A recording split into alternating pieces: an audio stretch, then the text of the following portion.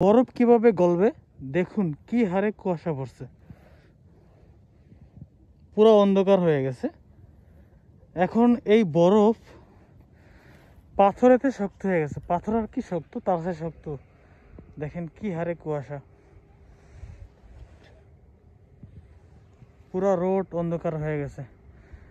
আর এই কুয়াশাটা ফ্রিজের ভিতরে যতটা ঠান্ডা তার চাইতে বেশি ঠান্ডা, ঠিক আছে।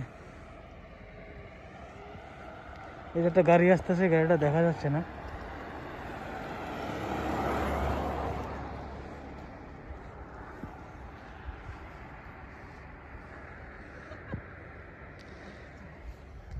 বাসার উদ্দেশ্যে রওনা হলাম। এই যে বরফগুলো না এখন মানে পাথর আর কি শক্ত। দেখেন এই যে আমার এই মানে থনথনিটা যাচ্ছে, স্কুটিটা, শব্দ পাচ্ছেন আপনারা, ঠিক আছে। মানে এটা পাথরের থেকেই শক্ত হয়ে গেছে, পাথরের চেয়ে শক্ত হয়ে গেছে প্রচণ্ড। মানে এখন এই পাথরের এই বরফের উপর দিয়ে কিন্তু স্কুটি চালানো যায় না। যদি বরফের উপরে চাক্কা পড়ে না, মানে স্লিপ কাটে, আটকে যায় একেবারে। শব্দ পাইতেছেন অবশ্যই। দেখুন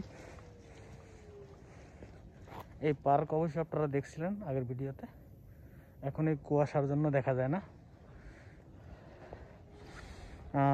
এই সাইডে হলো একটা পিজার মেশিন, 24 ঘন্টাই কিন্তু খোলা থাকে। যে কোনো সময় আপনি টাকা পে করে আপনি পিজা খাইতে পারবেন, যে কোনো পিজা। এটা হলো পিজার মেশিন, 24 আওয়ার ওপেন থাকে সব সময়। আপনি যে কোনো সময় পিজা খাইতে পারবেন গভীর রাত্রে আইসা।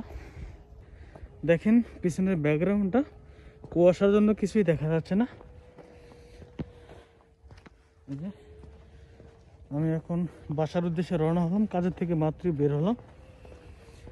তো আজকের মতো আমি ভিডিওটা এখানেই শেষ করব। আপনাদের কাছে আমার ছোট্ট একটা রিকোয়েস্ট থাকবে, যদি বাড়ির চ্যানেলে নতুন হয়ে থাকেন অবশ্যই চ্যানেলটিকে সাবস্ক্রাইব করে সাথে থাকুন। আর যদি অলরেডি সাবস্ক্রাইব করে থাকেন তাহলে অসংখ্য অসংখ্য ধন্যবাদ এবং আমার ভালোবাসা।